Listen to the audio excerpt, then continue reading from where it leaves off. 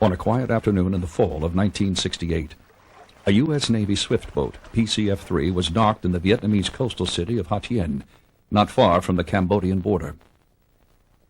Lieutenant Mike Bernique and his crew were enjoying a well-deserved break from the tedium of a long offshore patrol. As the men relaxed, a group of friendly Vietnamese approached, reporting that a team of Viet Cong tax collectors was extorting money and supplies a few miles away on the banks of a local canal. Because of its proximity to the politically sensitive Cambodian border, the canal had long been declared off-limits to American forces. Making a snap decision, Bernique gave orders to cast off. With its crew at battle stations, PCF-3 headed up the forbidden stream. A short time later, the swift boat rounded a bend, surprising the tax collectors as they went about their business. Stunned to see an American man-of-war on the prohibited waterway, the VC stood open-mouthed as Bernique swung into the attack.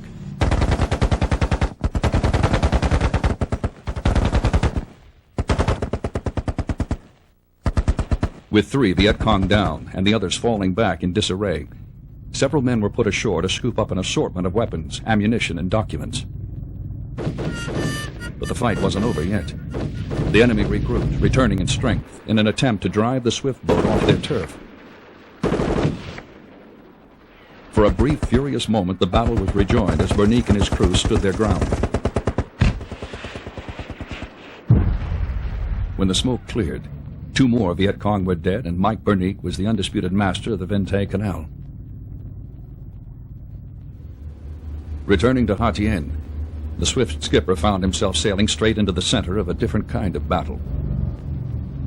Minutes after tying up, Bernique was ordered to headquarters in Saigon to face a possible court-martial. Called into the Admiral's office, the lieutenant was halfway through his report when a senior captain interrupted him, declaring that not even 100 dead Viet Cong were worth the life of a single American sailor. Turning on the officer, Bernique growled, "I won't accept any dead Americans, but 100 to 1, I'll take those odds any time."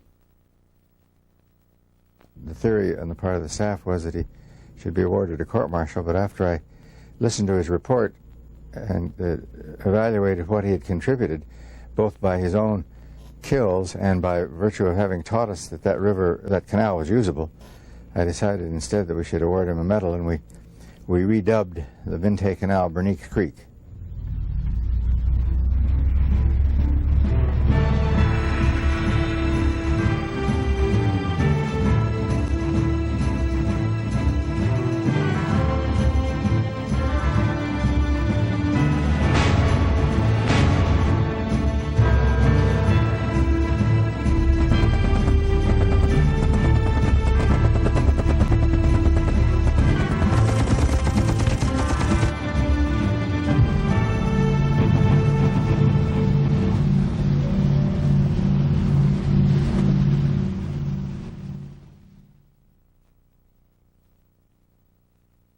By the summer of 1964, the United States was well involved in an effort to support the beleaguered nation of South Vietnam in its struggle against a guerrilla insurgency from within and outright aggression from its communist neighbor to the north.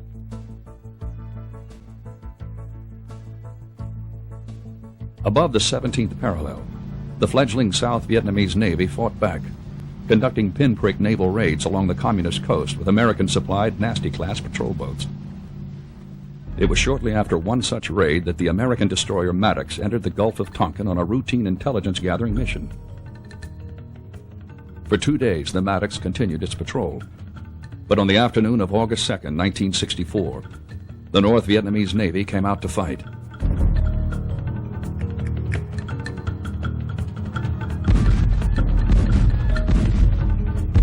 Following a series of controversial naval engagements, the die was cast, and the United States of America was at war in Vietnam.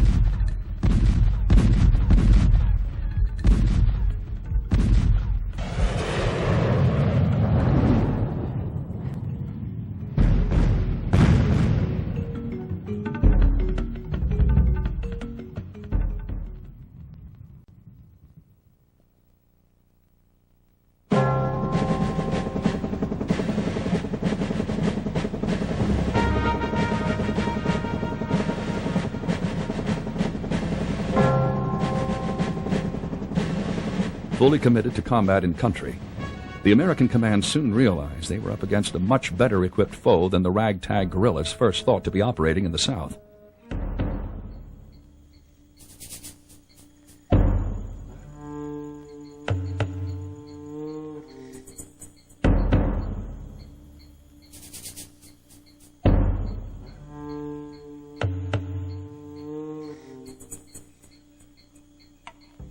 The destruction of an arms-laden North Vietnamese supply ship in early 1965 illustrated the scope of the communist resupply effort. I flew up there, and the amount of supplies on that trawler was greatly exceeded our expectations of what the enemy could do. I mean, it was just chock-a-block with ammunition and K-47s and anti-tank, hand-carried anti-tank weapons, PRT-7s. And it became evident at that time that a major share of their supplies, and we estimated 70%, were coming by sea. Intelligence indicated that the enemy was mounting a two-pronged seaborne infiltration campaign.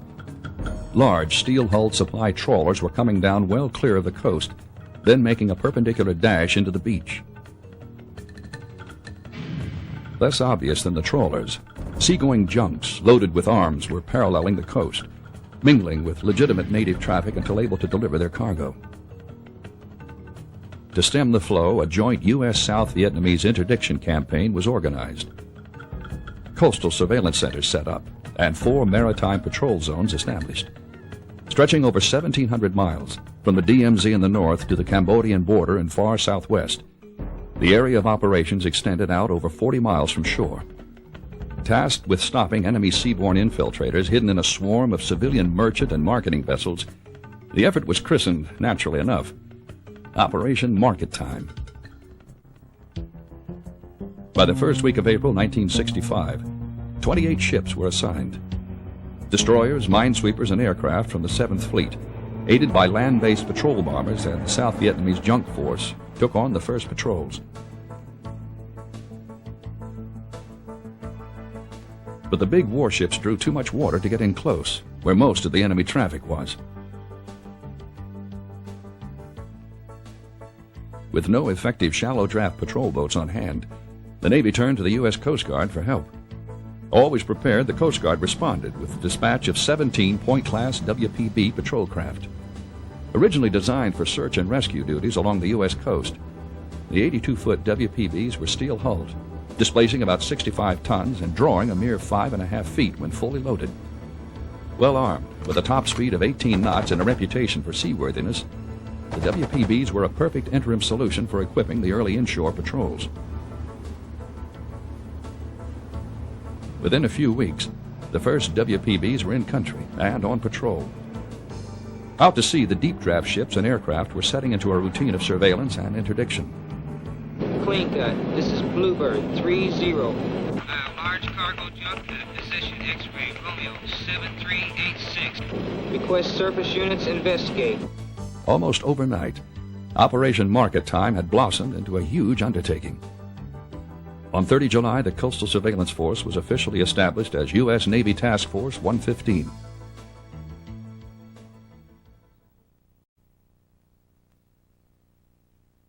John Paul Jones said, "Give me a fast ship, I intend to sail in harm's way." And these things took us into harm's way, but the lovely little things usually managed to get us back out again. Without time for the usual research and development, Navy officials searched the inventory of available civilian craft for its own inshore patrol boat. The perfect solution was found with the discovery of a 50-foot all-welded aluminum boat then being used to transport offshore drilling crews in the Gulf of Mexico. The boat's manufacturer was more than happy to modify the design to naval specifications, and the patrol craft Fast, soon to be known as the Swift boat, went into production.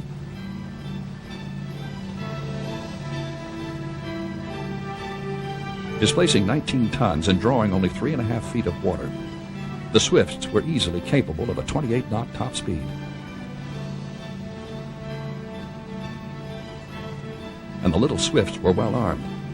A twin 50 caliber machine gun mount was located in a tub above the pilot house. A piggyback 81mm mortar 50 caliber machine gun was mounted on the fantail. Light machine guns, grenade launchers, and other handheld weapons rounded out the arms load. Crewed by a complement of 1 officer and 5 enlisted men, these snub-nosed little warships were exactly what the Navy needed for the shallow water end of Operation Market Time. They would soon become one of the most recognizable symbols of the American Navy in Vietnam. As the interdiction effort expanded, so did the need for swift boats. Originally, the Navy planned to acquire 54 of the new craft, but the order was soon increased to 84. The number of Coast Guard WPBs was increased also, from 17 to 26, and by the end of 1966, Task Force 115 had become a formidable naval presence.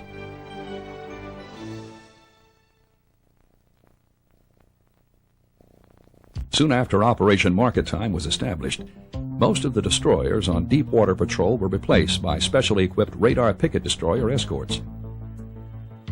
Boasting sophisticated radar and communications gear, high endurance, and good seakeeping abilities, these small ships proved perfect for the Market Time mission. But even as the number of U.S. vessels increased, so did the North Vietnamese infiltration effort.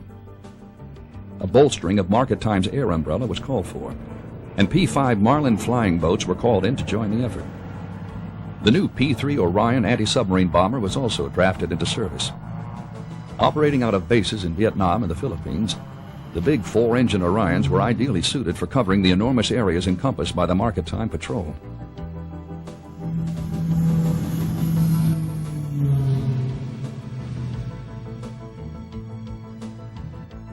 In the fall of 1966, Market Time's most unusual participant made its debut. The Patrol Air Cushion Vehicle, or PAC-V, could operate on both sea and land. But despite its amazing 70-knot top speed and its ability to chase seaborne infiltrators ashore, the 3 Market Time PAC-Vs proved unsuitable for interdiction operations and were soon reassigned.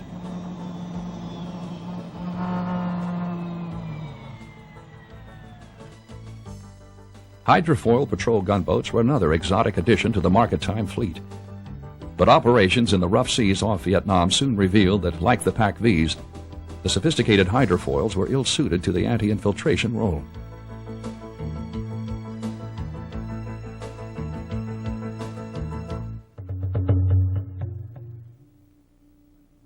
By 1967, American supply ships were streaming into South Vietnamese ports in unprecedented numbers.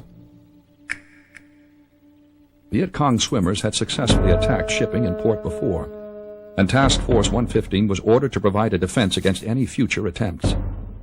Harbor entrance control posts were established, and patrol boats swept the busy ports on a round-the-clock basis. Listener 3-3, this is High Post, over. High Post, this is Listener 3-3, over.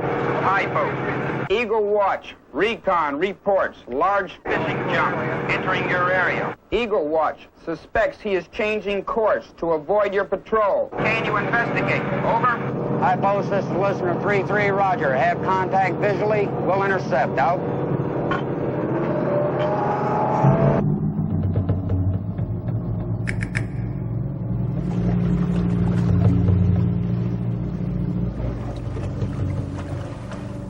Below the waves, teams of Navy divers checked anchorages and hulls for VC mines.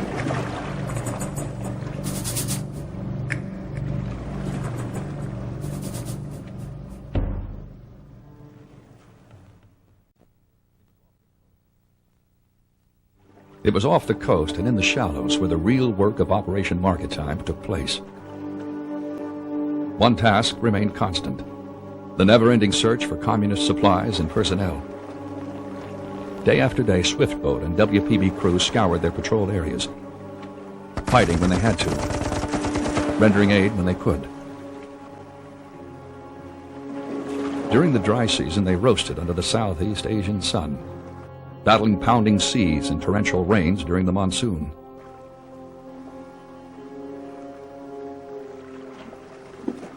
Along the DMZ, a small swift boat base was established at the mouth of the Qua Viet River to better patrol the coast along the border between South and North Vietnam, Well within range of North Vietnamese artillery, the sailors of Coastal Division 14 faced danger not only from enemy fire, but from the sea itself.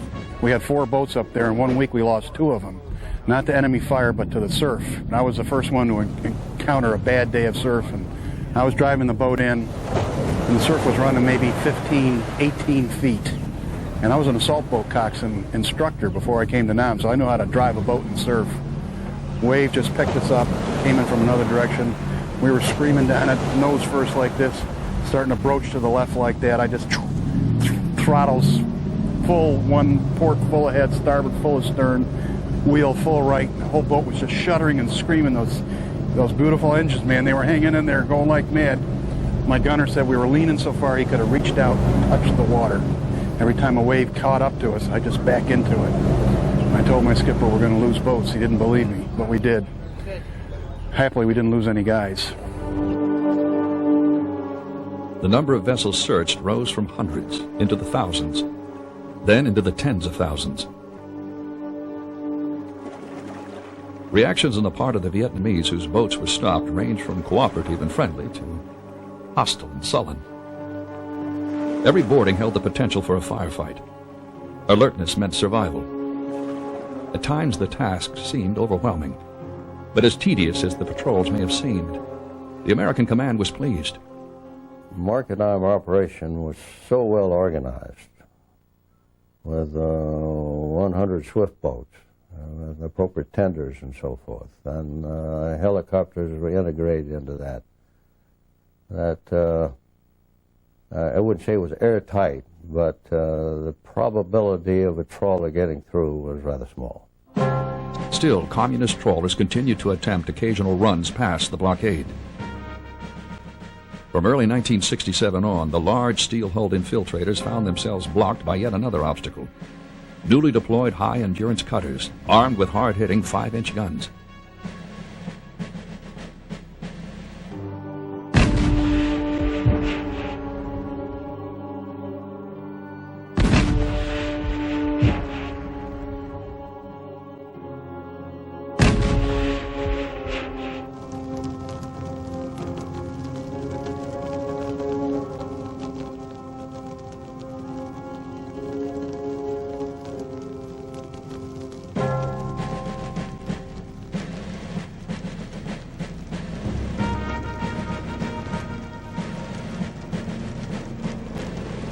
Another enemy gunrunner ran afoul of TF-115 on June 12, 1967, when patrol planes spotted a suspicious trawler 40 miles off the coast heading south.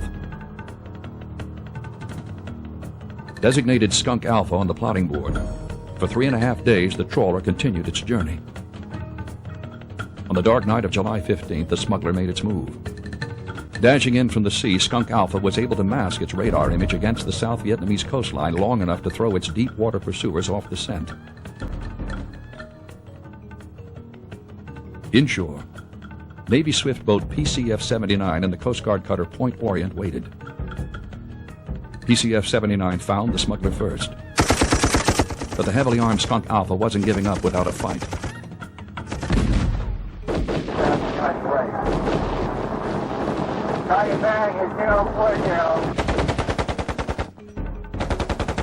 Helicopters and a Navy gunboat joined in.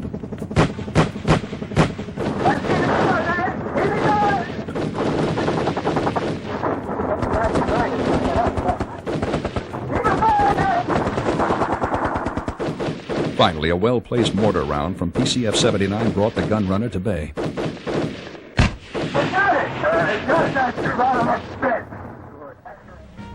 Next morning, a beached and burned-out smuggler gave up its secrets. Over 12 tons of ammunition and 3,000 communist weapons never made it into the hands of the Viet Cong, thanks to Operation Market Time and the swift boat sailors of PCF-79.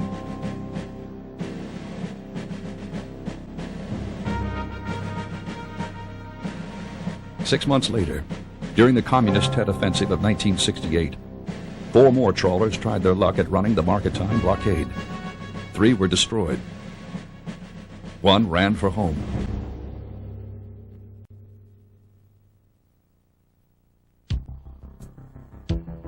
By the fall of 1968, Task Force 115 had basically accomplished its mission.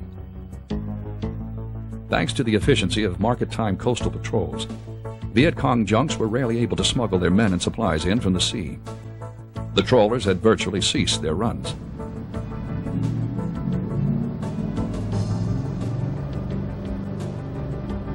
Along the major waterways of the Mekong Delta, the river patrol boats of Task Force 116 and the Joint Army-Navy Mobile Riverine Force had fought the Communists to a near stalemate.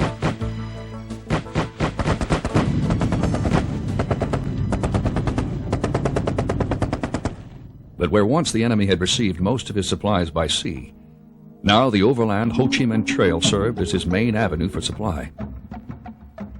Taking advantage of America's unwillingness to violate the neutrality of South Vietnam's neighbors, the trail snaked its way south from Hanoi in relative safety, terminating along the Cambodian border in the spiderweb of creeks and canals that make up the southern Mekong Delta.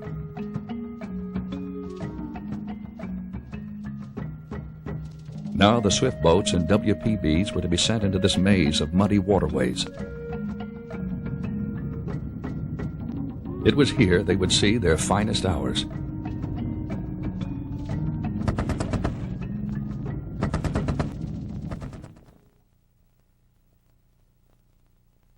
The strategy in the South shifted dramatically into one of actually running combined boat operations instead of single boat operations, as we were doing on market time, operating in a more integrated fashion with the Army and with the Vietnamese, making operations where we were setting up ambushes, combinations between boats and helicopters, a lot of new strategies which were an attempt to take the war to the enemy. And in fact, we were, I think, pretty successful.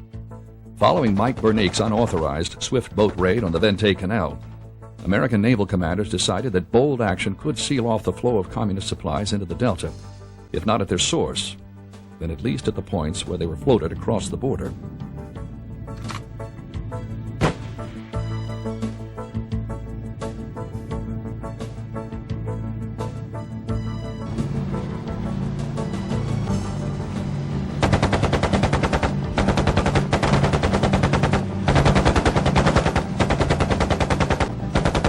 The new operation was dubbed Sea Lords, for Southeast Asia Lake Ocean River Delta Strategy. Ordered into one of the longest-held communist strongholds in South Vietnam, the Sea Lords raiders would soon hunt the Delta's VC into virtual extinction.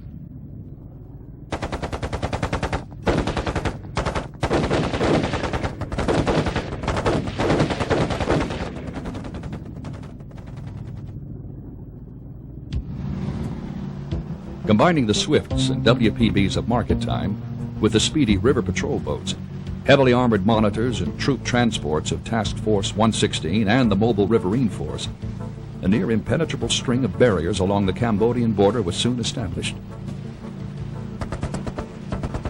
Swifts and WPBs attacked from the south, upstream from the Gulf of Thailand. PBRs and monitors closed in from the north, down the smaller creeks and canals.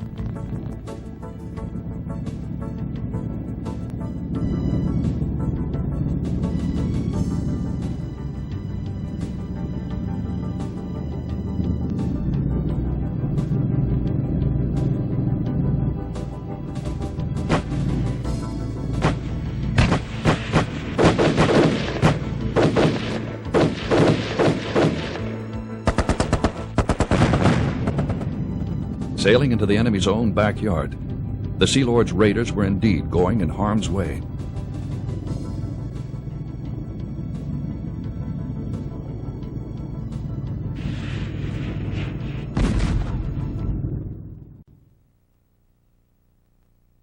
You'd just be going along, and the Viet Cong or the North Vietnamese Army forces would put a machine gun in somebody's home, in one of the huts there, and they'd open up on you.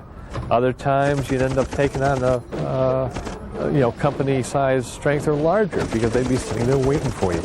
A lot of times they called the shots. They picked the time when to fight. The Communist command had long considered the southern Delta their own private reserve. They would not give it up without a fight. The enemy had years to lay out his defense and was well prepared. Viet Cong sappers planted mines at likely landing places. Bridges throughout the region were targeted and destroyed.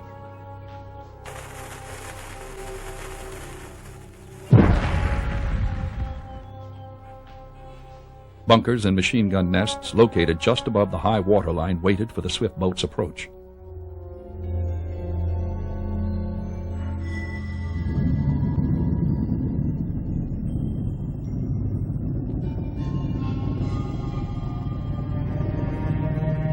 Ambushes along the rivers were frequent.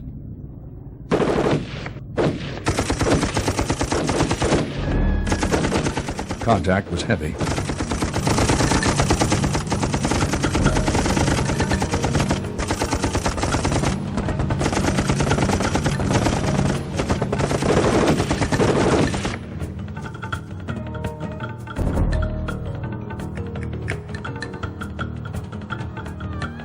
And costly. But despite the cost in men and boats, within months, the Sea Lord's operation began paying off. With the barrier patrols in place, massive multi-boat raids were mounted into the heart of the enemy's strongholds.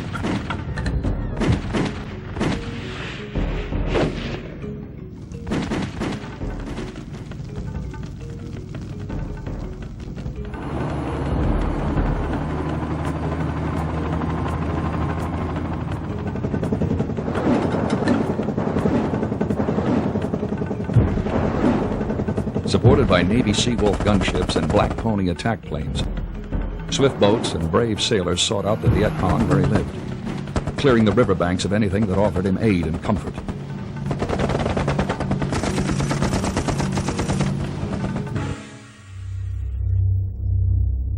Navy SEALs went ashore to gather intelligence and sow fear into the VC hearts.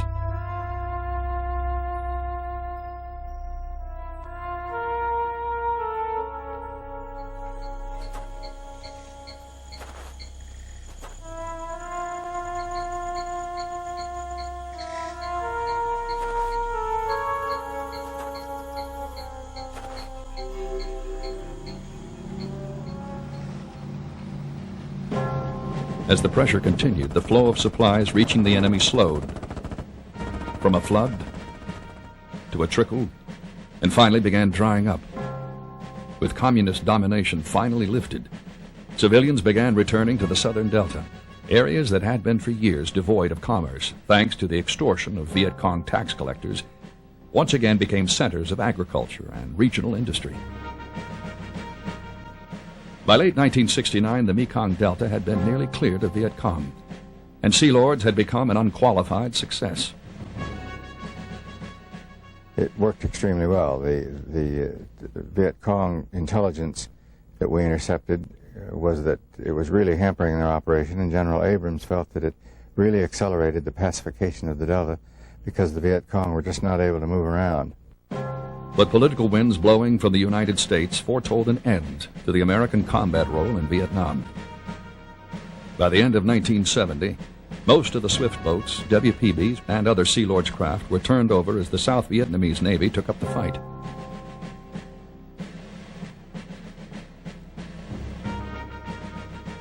Throughout 1971, the turnover continued. By the spring of 1972, only 2,000 U.S. sailors remained in country. With the signing of the Paris Peace Accords in January 1973, the last American combat troops left South Vietnam. Of the original Market Time and Sea Lords vessels, 2 radar picket destroyer escorts, 7 high-endurance cutters, 26 WPBs, and a total of 107 swift boats were left behind.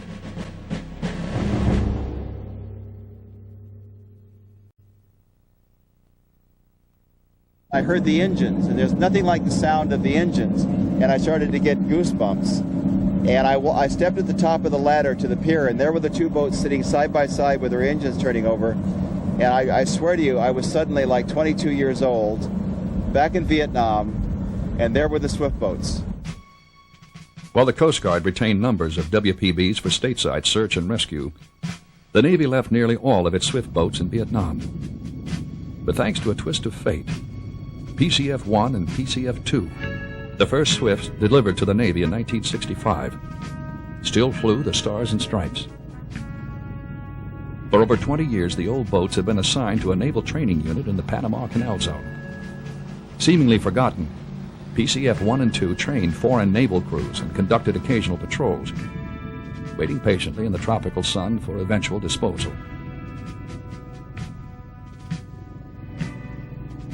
But before PCF-1 and 2 could keep their date with the scrappers, fate stepped in once again.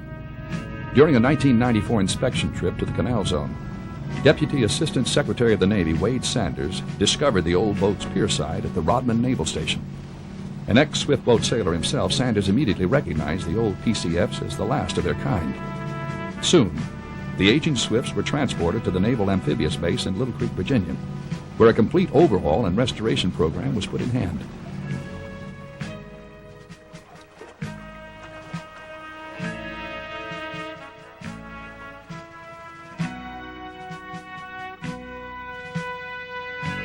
In June 1995, after 30 years of service, PCF-1 and 2 got underway on their final mission as Navy men of war.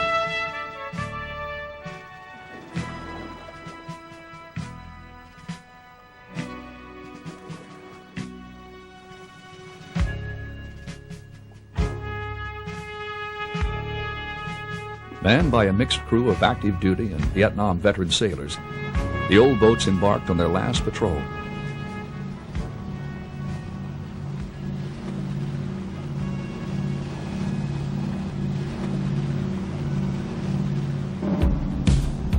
Outbound for the Navy Museum in Washington, D.C., the boats cruised north up the Chesapeake Bay.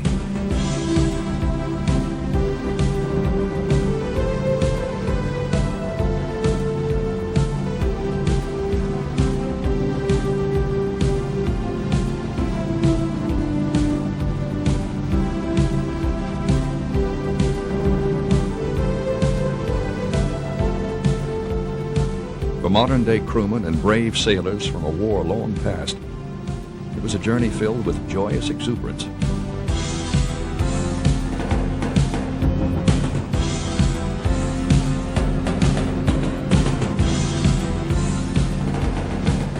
And sober reflection.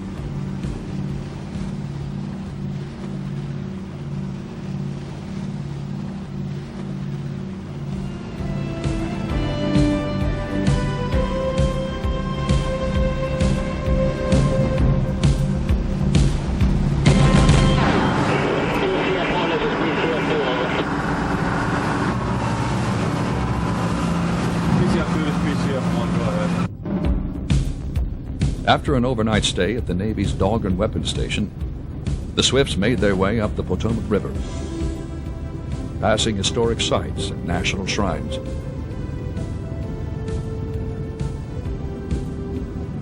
Until finally the capital hove into sight.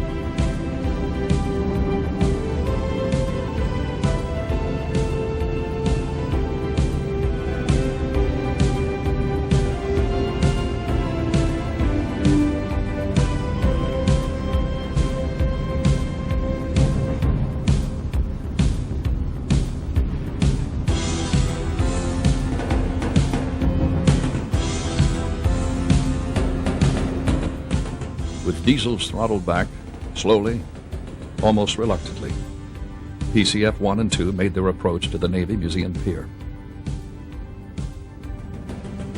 Lines were passed and secured. Engines were shut down. And the last Swift boat patrol passed into history. Traveling from across the country, hundreds of ex-Swift boat veterans gathered for one last look and a final moment with the little warships that had served them so well.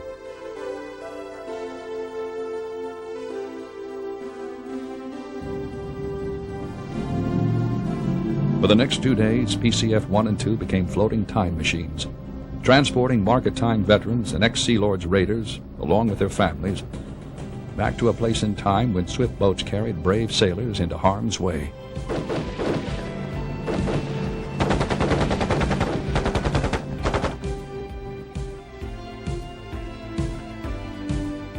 All too soon, the rides were over, and on June 17, 1995, the swift boat saga drew to an end. As PCF-2 prepared for a new career as a civilian research vessel, PCF-1, the Navy's first and last swift boat, was formally turned over to the Navy Museum for preservation and display.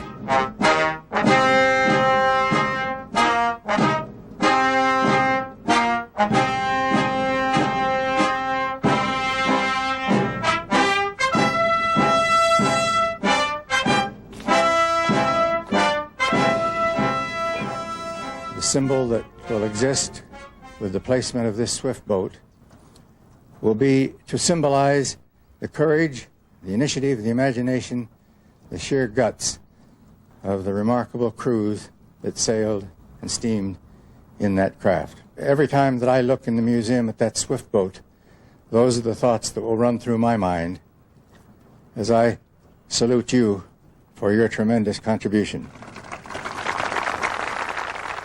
No words here today, no 30-year-later memory or description will ever convey the sight and the feeling of 6 or 10 or 12 Swifts, engines throbbing, radios crackling, guns thundering towards the riverbank, moving ever closer into harm's way. But that's not all that it was. We sunbathed and we skinny dipped. We traded sea rations for fresh shrimp, and we left our Vietnamese recipients of Uncle Sam's technology grinning from ear to ear as they believed that they got the better of the deal. When we broke the rules, which we never did, of course, Admiral, we would say, what the hell can they do? Send us to Vietnam? And through it all, we never forgot how to laugh. The times we lobbed raw eggs from boat to boat, the great flare fights that we had, ultimately lighting Bill Rood's life raft on fire, and of course, pet dogs that didn't understand English or Vietnamese for "don't do it there." There were as many moments of humor as swift boats and sailors. And we exulted in the beauty of a country that took us from glorious green rice paddy, black water buffalo caressing the banks of rivers, children giggling and playing on dikes, sampans filled with produce going to market, that suddenly took us from innocence and tranquility deep into the madness of firefights, chaos reigning around us, 50 calibers diminishing our hearing, screams for medevac piercing the radio waves, fishtailing rockets passing the pilot house, all suddenly to be replaced by the most serene, eerie beauty the eye could behold and an awesome sense of survival. We lived in the daily contradiction of living and dying. We never looked on each other as officer or enlisted, as Okie or Downeasterner. We were just plain brothers in combat, proud Americans, together with our proud vessels who answered the call. We loved these boats, even if we abused them of necessity. And the truth is, they loved us back. They never let us down.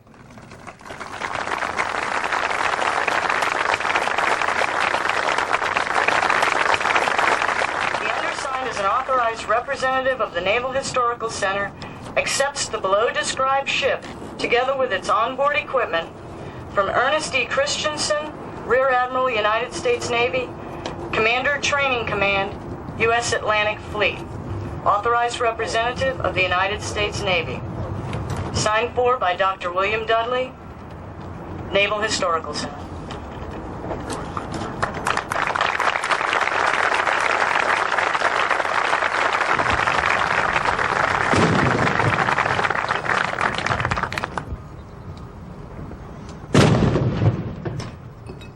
For the men of the last patrol, there was only one duty left to perform.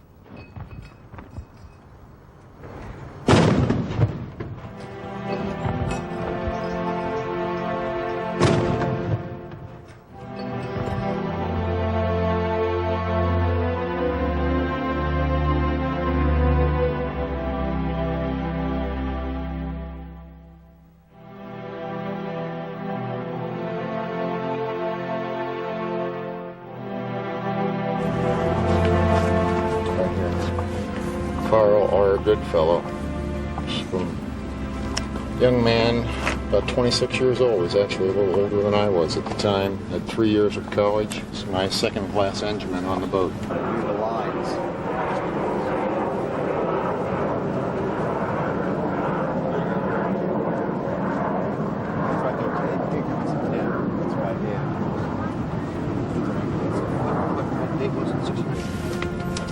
John P. McDermott, bosun mate second class. He was born in 1945. I think he was 21 years old. 22 years old. That's our man. Yep. It's John.